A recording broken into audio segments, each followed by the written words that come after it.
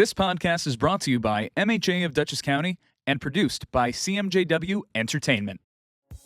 You're listening to The Vital Women of Washington Heights. So hello, everyone. I am Iris Douglas, and joining me is my co-host, Yvette O'Sullivan. Welcome to Vital Women from Washington Heights, living in Dutchess County. Our sponsor is Mental Health America of Dutchess County. Andrew O'Grady, CEO, is our sponsor. Mental Health America, MHA, supports comprehensive and health services and addiction programs. Their main building is located at 253 Manson Street in Poughkeepsie, New York. In today's episode, our guest is Erin Hayden. Hi, Erin. Hello. Good morning, Erin. Welcome. Yeah, we're so excited to have you here. Erin is the owner of the Willow Bookshop and Lounge. It's crazy because I met Erin about 2.5 years ago, and she just said, "Oh, I want to open up a bookstore," and here we are. Here we are. Well, congratulations. Thank you. Yeah. Thank you for having me on. You're very welcome. Yes. Yeah. Congratulations, Erin, on following up with your dream and your goal. And it's such a beautiful bookstore. I keep saying to you, it's like coming in and spending time with you in your living room. I love that. That's what I was going for. So You did good. thank you. You're very welcome. Well, I always like to start with a bochinche, and I explained to you what a bochinche is. It's kind of like gossip in Dominican Republic, but I like to give it a twist and bring in facts. And as I was putting the show notes together, I was thinking, I wonder if there are any women owners that own bookstores in Dominican Republic. And I plugged the question and all this information came up. I came to find out that there is a bookstore owned by Patricia Maribal, who is the granddaughter of one of the 4 Maribal sisters that were killed by the dictator in Dominican Republic. And in this bookstore, they promote reading and literacy, which is wonderful because a lot of the times I feel in Dominican Republic, they don't promote enough reading and literacy and education. So to find out that she is honoring her grandmother and also her aunt by educating women and empowering women, I was so excited. And there's also a female that owns a bookstore in Pennsylvania of Dominican descent that caters to Dominican authors and is also promoting reading and literacy. So I want to share that with you because that's how I see you, as an empowered woman promoting reading and literacy. So thank you for bringing your bookstore to this community. Thank you so much. I totally agree. I mean, I have many books, and because of those books, I've learned lots. Yeah. I didn't like school, something you didn't like. Yes, when you I were- did not like school. I didn't like school. So I figured out that learning on my own was better for me. For some reason, it just worked. So coming in here and just grabbing a book and like snuggling up is definitely something that I know a lot of people love to do. So good for you. Yeah, you're very welcome. Yeah. Well, we would like to start by asking you, tell us a little bit about yourself, give us some history of who Erin Hayden is. Okay. Well, when I was 3, I asked for a cash register. I have price tags all over my parents' house. I would invite people into the neighborhood to shop my toys. But I was always sociable. I was always chit-chatting and making friends with neighbors. And then as I grew up, my first job was in retail in Weldon Books, Welney Kids. And funny enough, I got fired from that job. It was my favorite job. Oh my God. I know, because I didn't sell enough reader cards.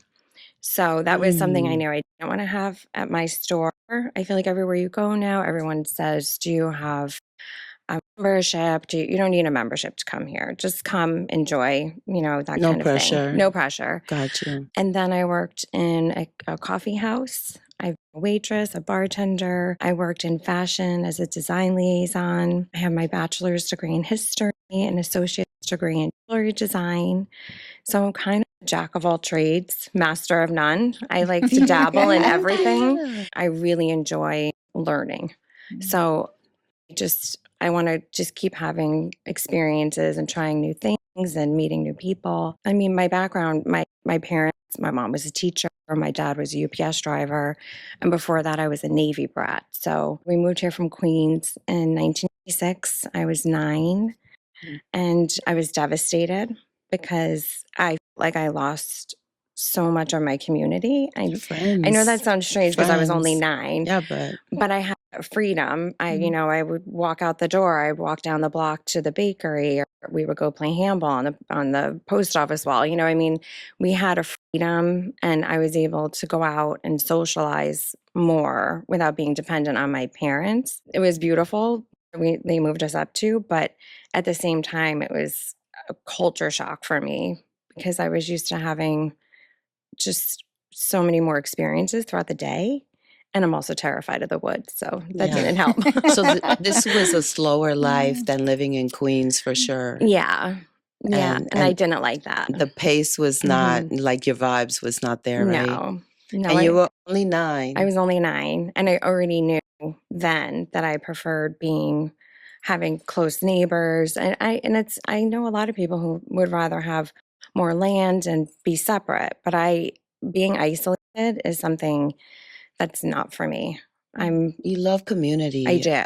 I love being with people, and I think that's part of the reason that drew me to doing the bookstore is that I like being with other people. I tried working from home. I was miserable. I was so lonely, and I like meeting. You know what? I know enough about myself that it gets boring when it's just me. I want to learn about other people and hear their stories. I've made so many new friends since opening up the bookstore, and I love that regulars that come in and want to be here. So You care. You care. Mm-hmm. That's terrific that you are so interested in bringing community into the store. Yes. And you're so personable. And you're great at it, because I remember the first day that I walked in and I hadn't completely stepped through that door, and you turned around and you were like, "Hi, welcome." And I felt at home. Mm-hmm.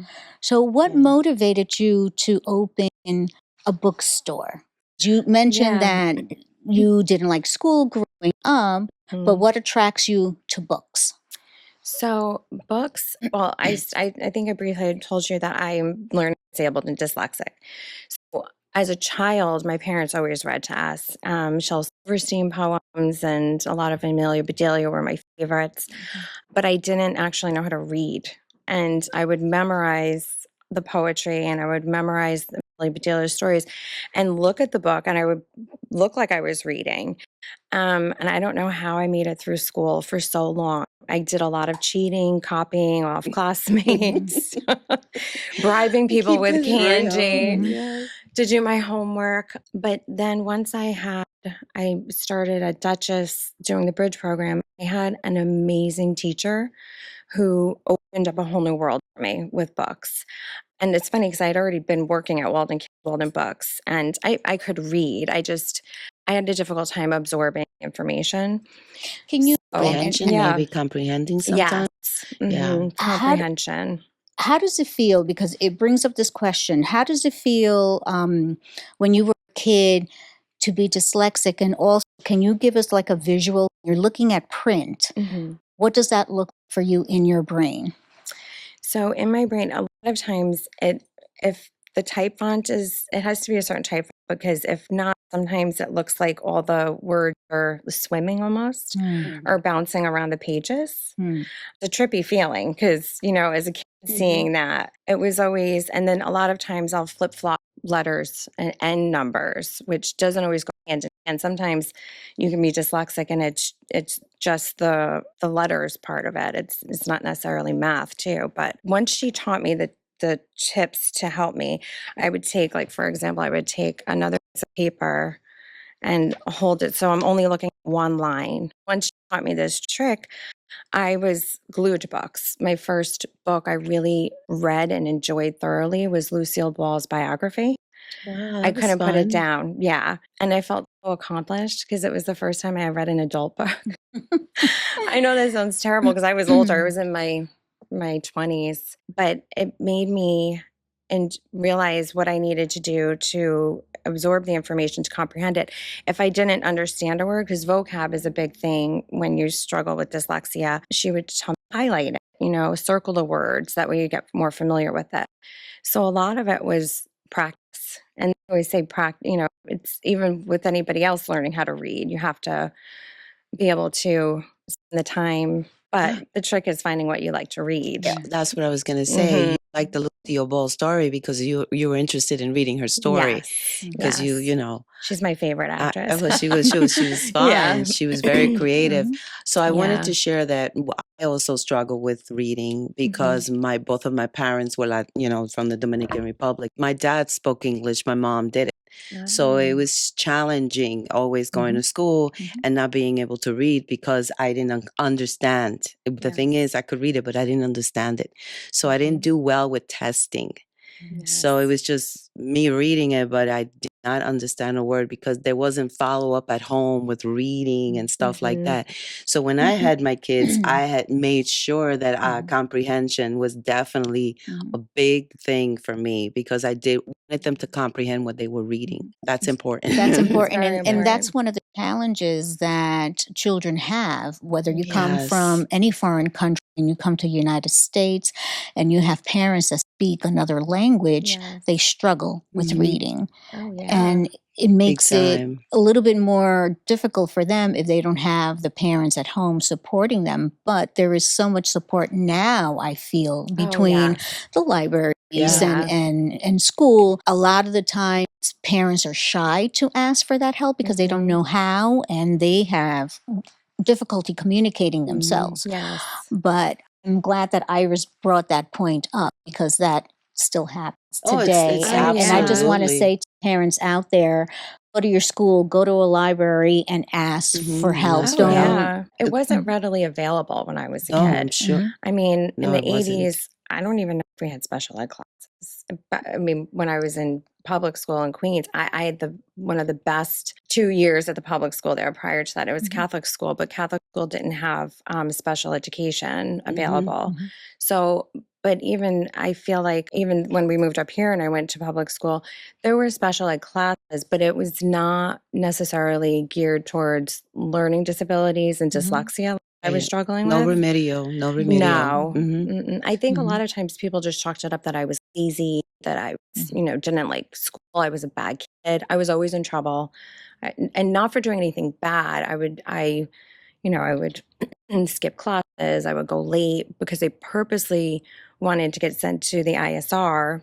That's what special ed teachers were, and they would help me with my homework. Yeah, well, So I yeah. knew what I was doing. I was never disrespectful, and I had a lot of friends. It was not for fighting. That's So how you I got my work done.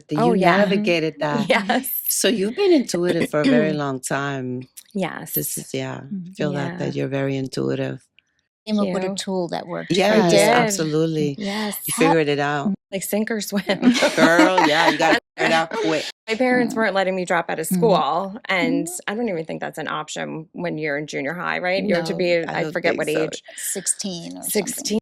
Yeah, so that wasn't an option, and homeschool wasn't an option. Both my parents worked, and private school was definitely not an option, or like an alternative school because we didn't have the money. You just said something very important that both of your parents were working, so they weren't there when you came out of school to help you with your homework. No. That's another concern. That's another community concern.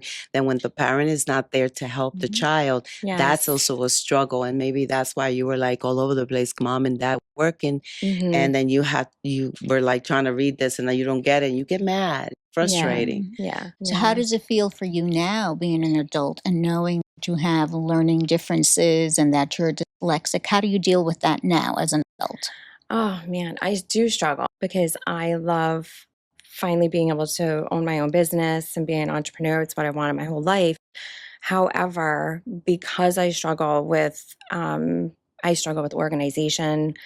I'm happy to organize shelves and decorate, but when it comes to day-to-day paperwork and emails, I really need to find a routine that works for me. I'm currently reading ADHD for Bad ASS Women. And I always keep it by my bedside because it's one of those books where you can sit and read cover to cover, or you can just open up a page and feel validated that, you're not alone. So many women struggle with it.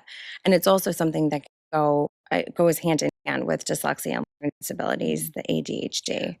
Again, with the comprehension, as you know, I also had a business, and that was my struggles, just keeping up with the bookkeeping, keeping up with Yes. just like the logistics of the business, Yes. because I too just want to decorate and just heal, heal, I heal. know. Do the It's fun funny. part. I just Yes. wanted to do that part. That was the only part that, Mm. but it's important that when you own a business, you need to know what you're getting Oh, into. yes. It's so important. I tease because I'm like, oh, if money wasn't an issue, I'm not in it for the money. I That's know. not, I mean, even if I wasn't getting paid to be here, like make it, I know I all need money to survive. Yeah, And everybody said, you're never gonna, you might be broke. And I said, but broke and happy is better than rich and sad. absolutely. And I know what it's like to struggle. I know what it's like to not have money. And I've always figured out a way. There's always a way to bounce back. But I probably need to bring somebody in to the store with me who can help me and guide me, even if it's just, sitting like coach that can get me started and then, get wings to fly when it comes to that. But Yeah, because organization in your business is key. Trust me, Yes. because then you follow everything that's going on.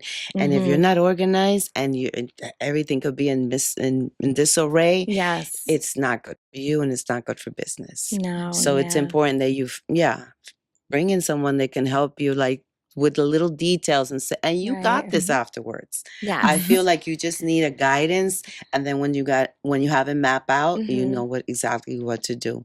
Yes, because I'm a very visual learner. If somebody shows me, I can understand it Yep, me better too. than somebody just giving me a book of directions. Me too. So I'm the same way, so I yeah. understand that energy. Well, that's the beauty of education. I feel now that they have that awareness that there's different types of learners. There's the Yes. audio learner, Right. there's the visual learners, Yes. there's people learn by doing with their hands. And that's why sometimes not every student is made to go to college, especially those students that learn Right. by doing. Right. So I'm very happy that at least there has been that discovery. Oh, yes. Can you tell us a little bit about, you spoke about bringing in the business and store.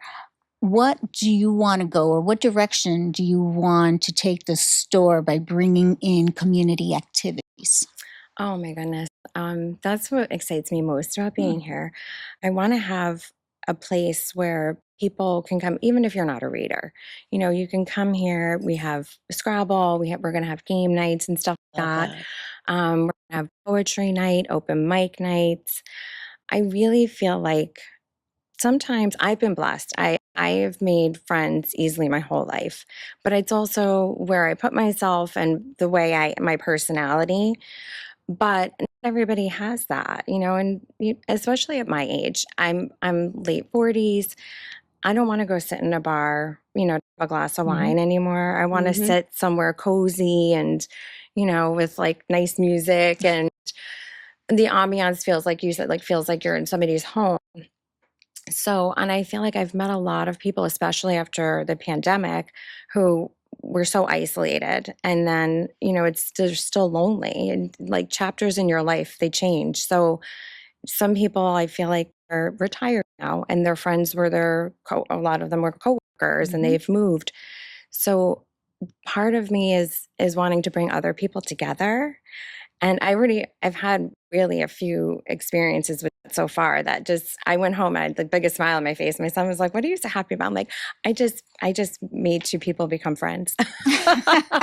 That's great. That's Yes. amazing. You're bringing people together. Bringing people together. And the funny thing is, like, these two women that I'm friends with, they're around similar age, maybe 10 years apart, not too far, but they are, when you first glance at them and feel their energy, they're polar opposites. But once we started chatting and, we sat at the bar and we were having a cup of tea. Once we started chatting about a book, we were chatting about Sarah Moss's book. Now, I haven't read it yet. I'm still delving into fantasy, but that's what connected them. They chatted for an hour and they were so happy. They exchanged phone numbers. And these are two girls that are at different chapters in their lives, but they can still connect. So I don't know. I feel like people are excited to have a place to come and hang out. Well, I'm excited. Yeah. I'm always recommending. I'm always Thank bringing people you. here. I saw someone that I brought here, and she came back with her daughter, and I Yes. was like, yes, exactly. So Yes. we have mutual feelings about that. I love community, and I love seeing how people, when they don't know each other, when they get to know, like you intuitively know that they will get along. Yes. You intuitively. Yes. So with that question, would you say you're a spiritual? I feel like, Yes. yeah. Very much. I was born into a Catholic family. I was baptized, made my first communion. I never understood the message that they were giving us in church. I was always like this, and my dad would be giving me the shoulder, my mom would be giving me the other one. Wake up! They had to bribe me with baked goods afterwards, but I never felt a connection. But I always felt that there was something higher, bigger out there, and I've always been spiritual ever since I was little. I've had moments where people would tease me and say, "Oh, your imagination gets the better of you," and I'm like, "No, I'm pretty sure I just felt something behind me." And I'm good at reading people's energy, and I didn't plan on being like that. I feel like I just came out that way, Well, it's just you. It's just we are all intuitive. Yeah. We are all intuitive. So you we're just animals. If we let ourselves, yes, if we're open to it, I feel like we can all be more intuitive as you grow older too. If you embrace it. Yeah. And when you're like that, it comes natural. Like you said, I didn't mean to be that way. You can't help it. It comes natural to you. Like Iris has great intuition, and she is very spiritual and just a free spirit, which is great. And I love to be around her and for her to have that energy. And I think when I walked in here, that's what I felt about you, that warm, the energy, and you are a free spirit in your own way. So that leads me to ask you, you mentioned that you lived in Okinawa, Japan. What led you there? And how did that experience change you? Well, it's funny, that experience, although I don't really remember living there per se in the day-to-day because I was little, my dad was in the Navy and he was transferred to Okinawa. But they said mom couldn't come with my sister and I. And my mom said, there's no way I'm staying here by myself with two babies. I want to go experience this too. And my mom is the biggest inspiration behind us living in Okinawa. She's one of those women where there's a will, there's a way. She's going to live this life. And this is, she felt like a once in a lifetime opportunity, but she didn't want to live on the base. So she sold everything that my parents had, everything. Wow. And took the money and went, and she was really brave. She was only 22, 23. Spirited. Yes. She went into Manhattan, went and got our passport. She went to, I forget where she had to go, one of the Japanese embassy, all on her own. And she didn't have anybody helping her. In fact, many people were trying to tell her not to go. Then I look back and she put together these beautiful photo albums of all of our experience. And my sister ended up speaking fluent Japanese. We lived above a grocer's in Okinawa, and my mom made friends with the locals. She loved meeting the locals and experiencing their life, not being on the military base. So, and I think she traveled, I forget how long the flight is.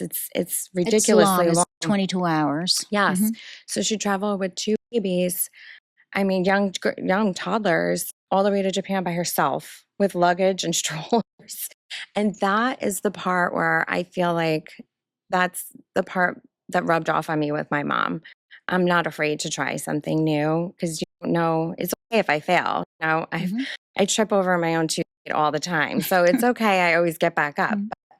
My mom always inspired me by taking us to Japan and giving us that experience to explore the world beyond our own backyard. So she did good. She did. Good. Yeah. I want to ask you something that was very personal, but you have accomplished all these beautiful things, and you did suffer of depression. Oh yes, I battle with it. But listen, people, with this is amazing.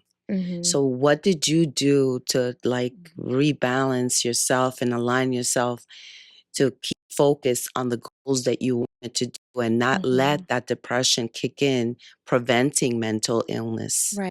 How Well, did you do that? to be Because very that's important. transparent, I am on Cymbalta, Okay. and it helps with multiple things. I have autoimmune diseases that cause a lot of joint pain. I have lupus, Sjogren's, Hashimoto's.